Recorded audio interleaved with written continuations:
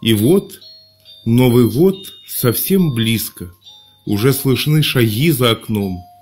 Остались считанные минуты, и наступит настоящее волшебное торжество. За праздничным столом соберется семья. Я буду пить сегодня мой любимый напиток Джек Дэниелс. Кушать скромные блюда.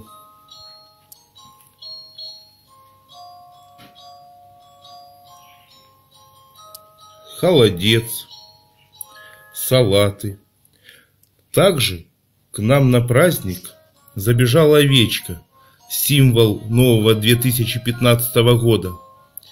Уже где-то бежит гусь из духовочки. Вот. Так что я хочу пожелать всем счастливого Нового года, прекрасных впечатлений, удачи, достатка и, конечно же, здоровья. С Новым годом!